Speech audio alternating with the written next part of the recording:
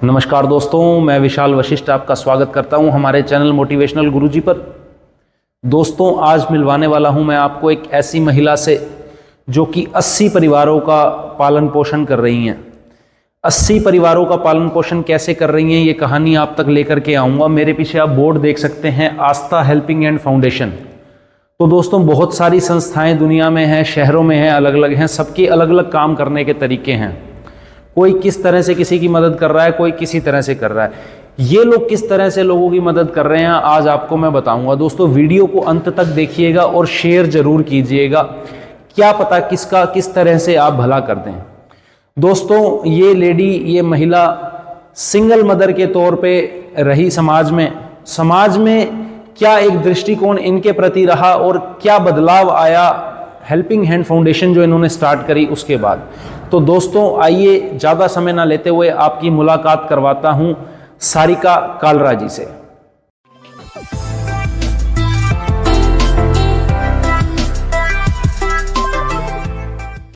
नमस्कार मैम। नमस्कार सर। कैसे हैं मैम आप? बहुत अच्छे हैं विशाल जी, आप बताइए। बहुत बढ़िया मैम, आपसे मिलके और पॉजिटिव वाइब्स मुझे आ रही हैं। अच्छा। कि जो आप कर रहे हो वो बहुत एक पॉजिटिव जो है इकोसिस्टम क्रिएट करता है अपने आसपास वालों के पास भी। विशाल जी, अगर हम पॉजिटिव वाइब्स नहीं लेंगे तो लोग हमारे पास आएंगे ही नहीं।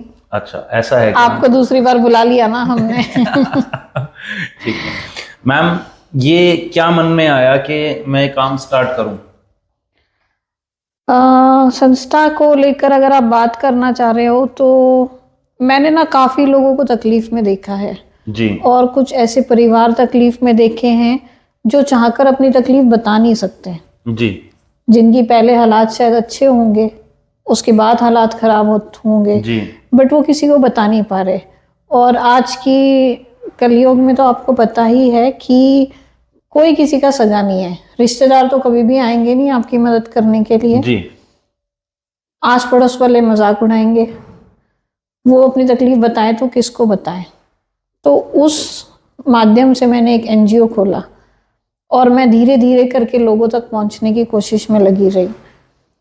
इस संस्था के माध्यम से मुझे ये हो गया कि हम प्रैक्टिकल ग्राउंड पे उतरकर हमें ये पता चल रहा है लोगों की समस्याएं क्या है।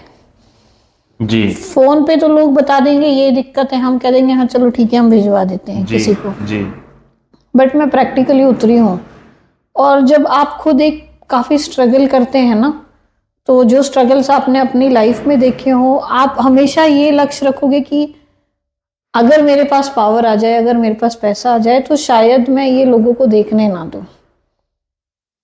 बहुत से लोग मैम रखते हैं, बट हाँ। मैं ऐसा सोचता हूँ कि पैसा और पावर अगर आती है तो पॉजिटिव उसका यूटिलाइज दूसरों का भी भला करा जाएगा तो ज़्यादा अच्छा है। पॉजिटिव भलाई कर रहे हैं हम लोग। अभी हम लोगों का 10-15 लोगों का ग्रुप है जी, जो 80 परिवारों को राशन पहुंचाता है। हर महीने 11 आइटम्स उसमें जाते हैं। हमने काफ़ी नए कपड़े सिलवा कर रखे हुए हैं। पैंट्स हमें डोनेशंस में आई हैं। अच्छा जी। यहाँ के सीए हैं वरुण अरोरा, उनके फादर ने हमें 45 पैंट्स डोनेशंस में दी हैं। अच्छा, कि आप ही किसी ज़रूरतमंद इंसान को आप दीजिए। तो मैं उनको भी बहुत थैंकफुल हूँ कि अगर समाज में धीरे धीरे करके इस तरीके से लोग आगे बढ़ते रहें तो मुझे नहीं लगता शायद ही प्रॉब्लम्स रहेंगी। मतलब इट्स लाइक कि अकेला ही चला था मंजिल की ओर, लोग जुड़ते गए और कारवां बनता चला जुड़ रहे हैं लोग, अभी भी जुड़ रहे हैं। बट एक हाँ हमारी कमी ज़रूर रही है संस्था की, वो भी मैं बताऊंगी आपको कि हमने ज़्यादा ना फोटोग्राफी की नहीं या हमने ज़्यादा पब्लिसिटी की नहीं, हाईलाइट नहीं हुए। मैं हाईलाइट इसलिए नहीं किया क्योंकि देखिए अभी कोई अगर मजबूर है, वो अपनी मजबूरी में हमसे राशन मांग रहा है या हेल्प मांग रहा है और हम उसकी फोटो उठा के पेपरों के पन्नों पे लगा दे, वो तो शर्म से ऐसे ही मर जाएगा। जी बिल्कुल मैम, मैं भी यही चीज समझता हूँ। लोग दान दे रहे होते हैं और फिर फोटो खिंचवा रहे हैं साथ में देते हुए। आप मतलब ऐसा होता है कि गरीबी का मजाक उड़ाया जा रहा है, किसी की मजबूरी का। हमने कोरोना के काल में पूरे जीटी रोड पर बना हुआ खाना हम सुबह दोपहर शाम लोगों को देते थे। जी, बट हमने कभी किसी की, हमारी स्ट्रिक्ट इंस्ट्रक्शंस थी कि फोन सब गाड़ियों में रहेंगे, एक फोटो भी खींची नहीं जाएगी। जी, तो आज प्रशासन पूछती काम क्या किया दिखाओ। जी, आज हम वहाँ लायक हो रहे हैं। नहीं तो हम आपको पहुंचा रहे हैं उस चीज में। हाँ तो जी। एक सेशन करने का मेन पर्पस यही है कि बताया जा सके कि और भी लोग इनिशिएटिव लें। मैं क्योंकि चाहती हूँ लोग इनिशिएटिव ले। मैंने मुहिम भी शुरू की है कि अगर आपके घर में कोई अनयूज सामान पड़ा है जी वो कृपया करके हमें दान दे। हम उनको ज़रूरतमंद लोगों तक पहुंचाएंगे और आपको बकायदा उसकी फ़ोटो दी जाएगी कि ये आपका सामान किसके घर में गया है। बिल्कुल। काफ़ी ऐसे बच्चे हैं जो काफ़ी दूर तक पैदल चल के जाते हैं, और कुछ हमारे बच्चे होते हैं जिनकी साइकिलें सड़ रही हैं, जी यूज नहीं हो रही है। यूज़ नहीं हो रही हैं, तो वो साइकिलों को हम रिपेयर करके उन बच्चों तक पहुंचाएंगे। अगर कंबल आपके पास पड़े हैं जो आप यूज़ नहीं करना चाहते हैं, जो थोड़े फटे हुए हों, उसको हम ठीक करा के किसी बिल्कुल। ज़रूरतमंद को पहुंचाएंगे। जी आपके पास अनयूज्ड कपड़े हैं जो आप पहनते नहीं हैं किसी रीज़न से, तो वो हमें कृपया करके दान करें ताकि हम लोगों तक पहुंच सके। ये छोटी बिल्कुल। छोटी चीज़ें हैं। आप दोस्तों खुद भी कर सकते हैं ये चीज। आप नहीं कर पा रहे हैं, आपको जरिया नहीं मिल रहा है या आप रास्ता नहीं ढूंढ पा रहे हैं, तो उस चीज में इनिशिएटिव आप ले सकते हैं। मैम ने जो इनिशिएटिव एक बहुत बढ़िया लिया हुआ है, तो इनकी हेल्प आप लेकर के उस चीज को कर सकते हैं, क्योंकि ये तो कर ही रहे हैं लगातार। हाँ जी, हाँ जी। तो आपके माध्यम से वो काम हो जाएगा। मैम आपका बर्थ प्लेस कहाँ का है? मेरा बर्थ प्लेस अहमदनगर का है। मैं एक ट्रांसपोर्टर की बेटी हूँ। जी उसके बाद हम बॉम्बे शिफ्ट हो गए थे मेरी शादी के बाद। जी तो उसके बाद फिर मेरा दिल्ली काम ज़्यादा रहा, तो मैं दिल्ली आती जाती रही। तो पता नहीं कहीं सोनीपत कुछ ज़्यादा ही अच्छा लग गया, तो मैं यहीं सेटल हो गई जी। सोनीपत में। मैम आप एक सिंगल मदर हैं, हस्बैंड के जाने के बाद में इतना आसान नहीं होता बीइंग अ सिंगल मदर सारी चीज़ों को मैनेज करना। तो वो भी एक दौर आपने देखा है। अब तो मैं समझता हूँ कि मे बी रूटीन में चीज़ें आपने कर ली हैं सारी।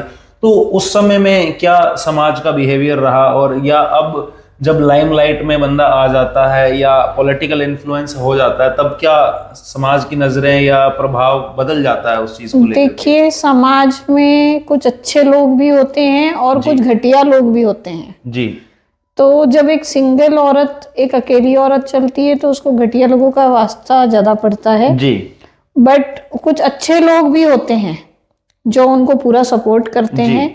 और जो आज मैं ये एनजीओ मैंने खोला है, मेरी पहले से मानसिक यही रही कि कल की डेट में, आज मेरे बच्चे बड़े हो गए, वो विदेश चले जाएं, तो मेरे पास भी कुछ होना चाहिए ना करने के लिए। तो क्यों ना मैं इन बुजुर्ग लोगों का केयर टेकर बन जाऊं। जी जो हमने तकलीफें देखी हैं, जो यंग लड़कियां हैं, मैंने देखा है यंग लड़कियां बिल्कुल भी सेफ नहीं हैं।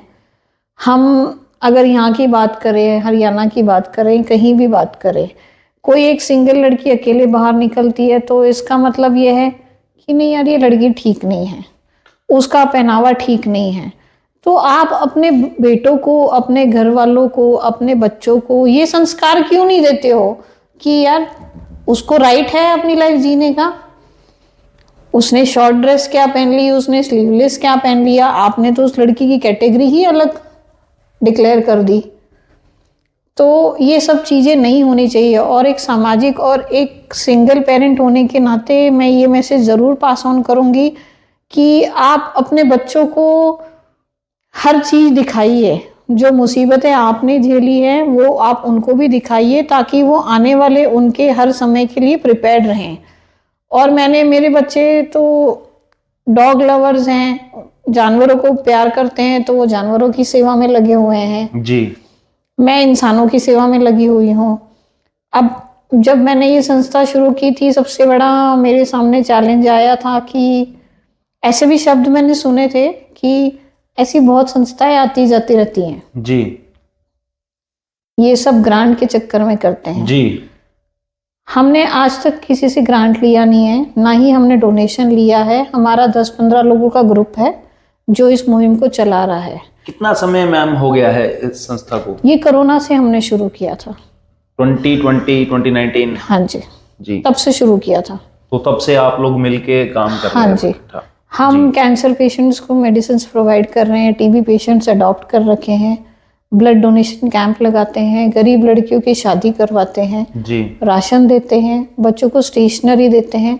अब एक स्किल डेवलपमेंट प्रोग्राम शुरू करूँगी। बट मेरे में इतनी ही कैपेबिलिटी है, अगर सरकार मुझे कोई हेल्प करेगी तो मैं ज़रूर आगे बढ़ूंगी और इन चीज़ों को सोनीपत के लिए तो मुझे करना बहुत ज़रूरी है, क्योंकि मैंने देखा है यहाँ की हालात।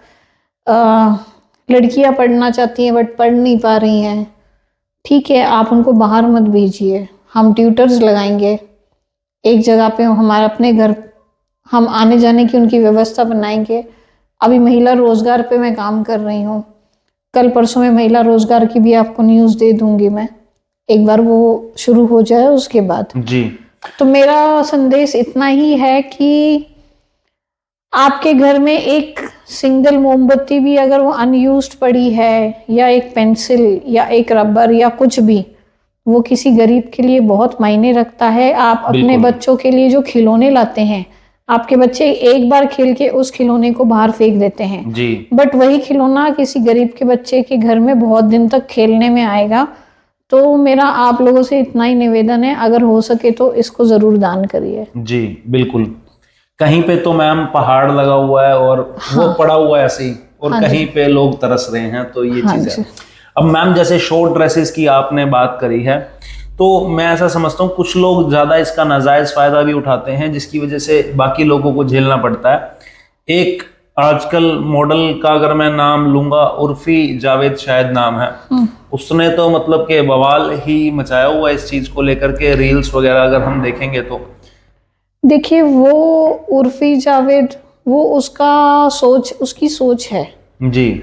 अब आप किसी इंडिविजुअल की सोच को रोक तो नहीं सकते, बट क्या हो रहा है, लोग उसको रिस्पॉन्ड कर रहे हैं। जी। जिस दिन लोग उसको रिस्पॉन्ड करना बंद कर देंगे कि ये हमारे सभ्यता के खिलाफ है, इसको रिस्पॉन्ड करना ही बंद कर दीजिए ना। जी। अब क्या होता है, न्यूज चैनल वाले हो गए, ये हो गए, अरे उर्फी जावेद ने आज ये पहन लिया, उर्फी जी। तो क्या हो रहा है, उसको और प्रोविजन मिल रहा है। मैम बात वहां पर यही आती है, वो कहती है भाई मेरा राइट है और मुझे इस तरह से नहीं सुनिए, देखा जाना उसका अगर राइट है तो उसको कवर करना बंद करिए।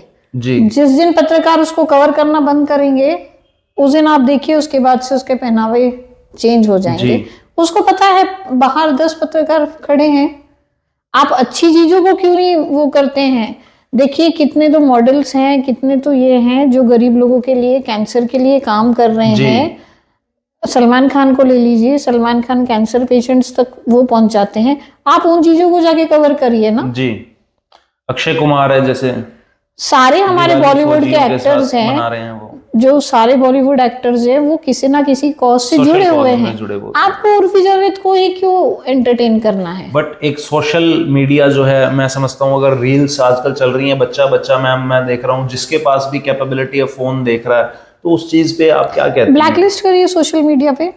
जी। मैं ऐसा कहता हूँ कि apart from that Kalpana Chawla को अगर पढ़ें। हाँ, कल्पना चावला ने इतने अच्छे काम किए जी। हैं, आपकी हरियाणा की बेटियों ने इतने मेडल्स लाए हैं, जी। इतना कुछ कर रही हैं। बिल्कुल। देखिए, ताली एक हाथ से तो बजेगी नहीं। अगर आपने ये टॉपिक निकाला है उर्फी जावेद का, तो उसको पता है यार 20 पत्रकार बाहर खड़े हैं मुझे कवर करने के लिए। जी। पत्रकार जानना ही बंद कर दे कि यार ये नॉनसेंस है, ये तो हमारा कल्चर खराब कर रही है। जी। तो दोस्तों मैं इस चीज पे कहूंगा कि अपने घर पे जो है नजर रखनी बहुत जरूरी है कि बच्चा देख क्या रहा है, कहाँ से इन्फ्लुएंस हो रहा है, वो माइंडसेट बदलते हुए देर नहीं लगती है, विद इन सेकेंड्स मैम। और आजकल तो मैं समझ रहा हूँ कि बहुत फास्ट हो गई है दुनिया। हाँ, हमारे टाइम में हम गलियों में घुमा करते थे, दोस्त हुआ करते थे और एक ग्रुप होता था, अब वो चीजें ग्रुपिंग जो है सोशल मीडिया वाले ग्रुप्स चल पड़े हैं। अब तो मैं ये एक और रिक्वेस्ट करूंगी लोगों से कि जो स्कूल्स ने ऑनलाइन सिस्टम बना दिया है, कृपया करके उस ऑनलाइन सिस्टम को बंद किया जाए। जी। अब बच्चों के पास एक कारण हो गया है कि हमारे पास फोन होना जरूरी है, क्योंकि क्योंकि पढ़ाई डिजिटल नहीं होती है। जी।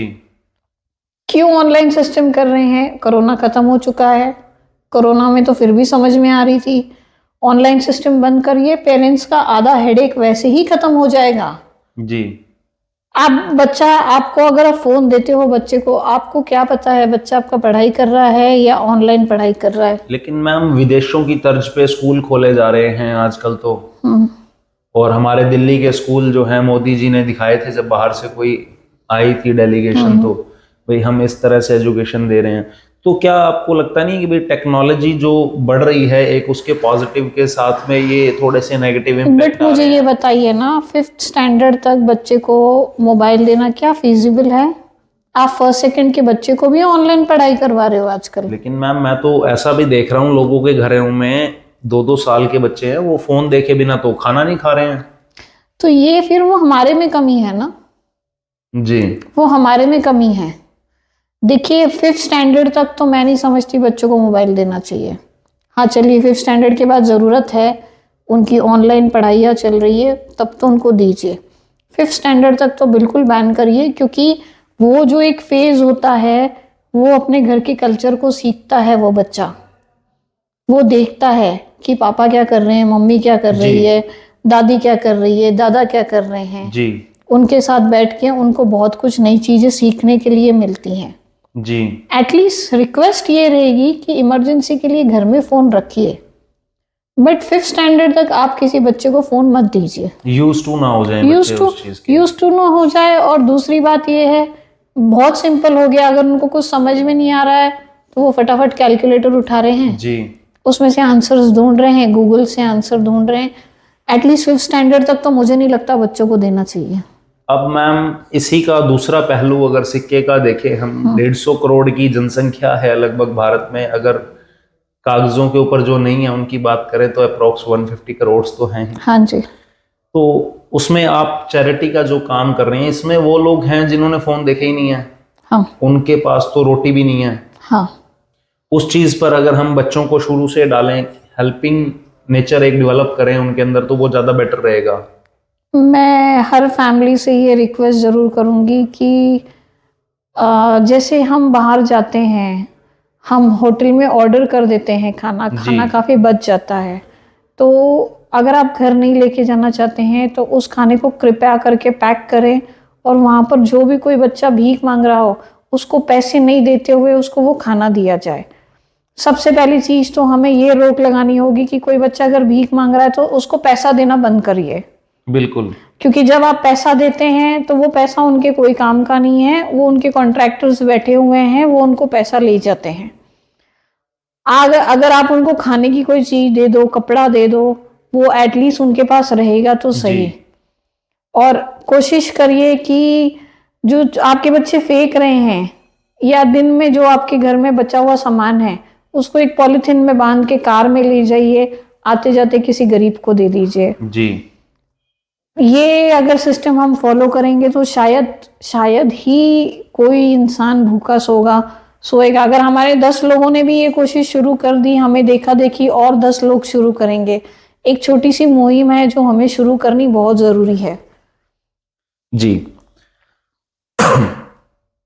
मैम मैं देखता हूं कि जैसे सेक्टर्स हैं या कोई फूड मार्केट बन गए हैं आजकल, जहां पर 10 दुकानें हो गई, वहां पर बड़ा रश रहता है, लोग खाने पीने शाम को आते हैं, चाहे वो कोई भी आइटम हो, सेहत के लिए अच्छी है नहीं है, सब धड़ल्ले से बिक रहा है। Momos, chowmein, veg, non veg सब बिक रहा है। उस एरिया में शाम को जब भीड़ लगती है मैम, तो वहां पर बहुत सारे मैं देखता हूँ छोटे छोटे बच्चे हैं। और ये सिर्फ अगर सोनीपत की बात करूँ तो सोनीपत नहीं है, दिल्ली हो या कोई भी मेट्रो सिटीज हो, स्लम्स के जो बच्चे हैं, रुमाल उन्होंने हाथ में पकड़ा हुआ है और वो लोग वहां सूंघ रहे होते हैं और नशे के आदी वो हैं। तो उसके ऊपर आपको क्या लगता है, क्या इनिशिएटिव लिया जाना चाहिए? वो लोग खाना इवन नहीं खाते हैं, पैसे ही मांगना ज्यादा प्रेफर करते हैं। देखिए इस जगह पे आपको सबसे पहली बात तो आपके नशा मुक्त केंद्र कितने चल रहे हैं सोनीपत में, ये आपको पता करना होगा। लेकिन मैम उनको लेके कौन जाएगा?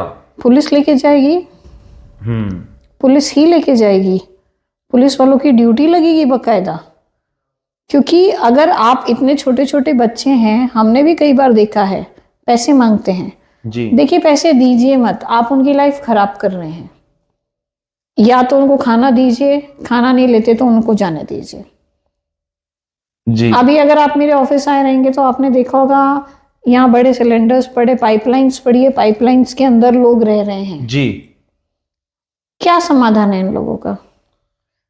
कोई समाधान नहीं है। इनके लिए मैम गवर्नमेंट को क्या इनिशिएटिव नहीं लेना चाहिए? रेन बसेरा दिया गया है, रेन बसेरा में बट उन्होंने कमर्शियल कर दिया है, वहाँ पे कोई टिफिन सर्विस चला रहा है, उनको पैसे के बिना खाना नहीं मिलता है, और खाना आता है तो पेंटों के डब्बों में खाना आता है। ये कौन सा रैन बसेरा चला रहे हैं ये लोग। क्योंकि मैम बिना पैसे के तो देखिए किसी की हेल्प हो नहीं पाएगी, और समटाइम्स ऐसा भी लगने लगा विशाल है। जी, आप मुझे एक बात बताइए, रैन बसेरा गवर्नमेंट की जगह है, जी, तो गवर्नमेंट के पास इतना फंड तो होगा ना कि ये बेसहाय बेजुर्ग लोगों को खाना दे सके। क्या इतना फंड भी नहीं होगा? बट मैम वो जो बेसहारा की कैलकुलेशन अगर गवर्नमेंट, मैं देखता हूँ, ये मैं किसी पे कटाक्ष नहीं कर रहा हूँ, पर अगर मैं समटाइम देखता हूँ कि 50 की अगर कैलकुलेशन है, तो जब वो ग्राउंड रियलिटी आती है तो वहां आदमी 500 हो जाते हैं। नहीं, वैसे रैन बसेरा क्या है, जिनके पास रहने की जगह नहीं है जी, उसके गेट्स बंद हो जाने चाहिए। There has to be a policy wherein सुबह 8 बजे गेट खुला है, जी, शाम को 8 बजे गेट खुल गया है, इसके अंदर ना कोई जाएगा ना बाहर से कोई अंदर आएगा। जब तक आप एक डिसिप्लिन फॉलो नहीं करोगे किसी चीज को, आप मुझे बताइए आप कैसे उस चीज को कंट्रोल करोगे? फिर तो वहां 1000 लोग आ जाएगा। लेकिन लोग तो मैम ग्राउंड पे हैं ही ना। ऐसे तो विशाल जी काफी लोग हैं ग्राउंड पे, आप किस किस का घर करेंगे? आप मुझे बताइए, दिहाड़ी मजदूरी करने वाला लोग भी अगर उनको पता चल जाए कि वहां खाना मिल रहा है, जी, वो तो बोलेगा चलो यार, मैंने आज जो दिहाड़ी करी है वो मैं पैसे बचाता हूँ और मैं वहां जाके मुफ्त का खा कर आता हूँ। जी। आप कहाँ कंट्रोल करोगे? रैन बसेरा, सीनियर सिटीजन होम। आप ये मानती हैं कि मुफ्त के खाने की आदत पब्लिक को छोड़नी पड़ेगी? छोड़नी पड़ेगी नहीं, हमें उस पर रोक लगानी पड़ेगी कि मान लीजिए अगर 100 बुजुर्ग लोग बुलाए गए हैं, there has to be a closure over there. अब आप मुझे बताइए, अभी आप चलो मैं यही भंडारा रख देती हूँ, जी, हमें पता नहीं कहाँ कहाँ से लोग आ जाएंगे। बिल्कुल, डेफिनेटली बहुत लोग आ जाएंगे। तो जो लोग कमा रहे हैं, जिनके हाथ पैर हैं, वो उनकी रोजी रोटी तो ना खाएं, जो चल फिर नहीं सकते हैं। आप उनके हिस्से का भी खाना खा के जा रहे हो, आप टिफिन भर भर के लेके जा रहे हो। जी, पहली बात तो मैं ये रिक्वेस्ट जरूर करना चाहूंगी, अगर कोई भंडारे लगा रहे हैं तो पैकिंग सिस्टम बिल्कुल बंद करिए। जिसको भंडारा खाना है वो वहां बैठ के खा सकता है, चाहे एक बार खाए, चाहे 2 बार खाए, चाहे 3 बार खाए, इससे ज्यादा तो वो खा नहीं पाएगा। पर पैकिंग सिस्टम बंद करवाइए, जिससे जो जरूरतमंद लोग हैं उनको तो खाना मिलता नहीं है, बट लोग अपने टिफिन भर भर के लेकर जाते हैं और अपने सुबह दोपहर शाम का इंतजाम पूरा कर लेते हैं। तो मेरी कृपया करके आप लोगों से एक ही विनती रहेगी कि सोनीपत एक बहुत अच्छी सिटी है, इसको अच्छा बनाने में आप हमारी हेल्प करिए। अगर आप ऐसी कोई जगह है तो आप हमें बताइए, अगर लोग डिसिप्लिन नहीं ला सकते तो हम आपके साथ मदद करेंगे डिसिप्लिन लाने में। दोस्तों, मैम की संस्था है आस्था हेल्पिंग हैंड के नाम से, डिस्क्रिप्शन में जो है मैंने नंबर डाल दिए हैं, आप संपर्क कर सकते हैं वहां से नंबर लेकर के। और दोस्तों, फालतू फोन ना करें, सिर्फ एक जो इनिशिएटिव लेना चाहता हो, किसी की हेल्प करना चाहता हो, वही फोन करें। क्योंकि देखिए जनता बहुत ज्यादा है, मारो मार बहुत ज्यादा है, तो सिर्फ गप्पे मारने से काम नहीं चलेगा। जो काम करना चाहे एक्चुअल ग्राउंड पे, वो प्लीज संपर्क करें, क्योंकि अपना भी समय आप बर्बाद ना करें और ना ही मैम का करें। तो मैम, ये तो बात हो गई संस्था की। अब बात करते हैं जिन लोगों को 80 परिवार लगभग आप हेल्प कर रहे हो। ये 80 परिवार मैम कहाँ से हैं? क्या इनके पास मकान नहीं है अपने, या झुग्गी झोपड़ी वाले? ये लोग कौन हैं? नहीं, ये झुग्गी झोपड़ी वाले नहीं हैं, ये प्रॉपर पंजाबी कम्युनिटी के लोग हैं। अच्छा, जिनके हस्बैंड एक्सपायर हो चुके हैं, उनको 2200 रुपये पेंशन आती है, किराए पे रहते हैं, जो पेंशन पूरा उनकी किराए देने में जाता है और उनके पास खाने के लिए कुछ नहीं बचता। अच्छा, तो ये वो लोग हैं, और ये दिल्ली कैंप के लोग हैं। काफ़ी लोग यहाँ से, कुछ फाजिलपुर के हैं, कुछ रायपुर के हैं। हमने ऐसे लोग चुने हैं जिनके हस्बैंड्स एक्सपायर हो चुके हैं, जिनके बच्चे उनको संभालना नहीं चाहते हैं। इस तरीके के लोगों तक हम पहुंच रहे हैं। मेरी एक अपील और भी रहेगी, अगर आपके आस पड़ोस में ऐसा कोई परिवार है तो हम तक रीच करिए, हम उनका भी राशन कार्ड बनाएंगे। और मेरे पर्सनल राशन कार्ड चलते हैं जी, जो गवर्नमेंट के राशन कार्ड्स नहीं है। जी, आस्था हेल्पिंग हैंड फाउंडेशन के अपने पर्सनल वो चलते जी। हैं। और कहीं कोई ऐसा परिवार हो जिसको मदद की ज़रूरत हो, जिसके बच्चे पढ़ना चाहते हैं आगे, उनकी सहायता हम कर सकते हैं। तो हम मेरी तो अपील आप लोगों से यही है कि जितना हो सके आप हमें इन लोगों के नज़दीक लाइए। हम चाहते हैं लोगों की मदद करना, इसमें हमारा कोई स्वार्थ नहीं है।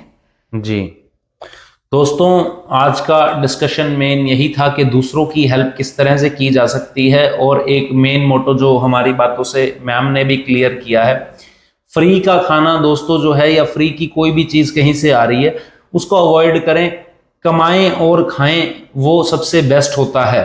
क्यों मैम? हाँ जी। फ्री वाला जो लालच है वो बुरा है दोस्तों, एक बार आदत पड़ जाती है तो छूटती नहीं है, बहुत बुरी आदत दोस्तों ये होती है। मैम आज काफ़ी समय लिया और काफ़ी अच्छी अच्छी बातें जो हैं हमने करी हैं। बाकी जनता अपने कमेंट करके अपनी राय दे सकती है, और मैम को जो सपोर्ट करना चाहते हैं, आस्था हेल्पिंग हैंड्स फाउंडेशन को जो सपोर्ट करना चाहते हैं, आप नंबर ले सकते हैं डिस्क्रिप्शन बॉक्स से और संपर्क कर सकते हैं। धन्यवाद दोस्तों। मैम धन्यवाद।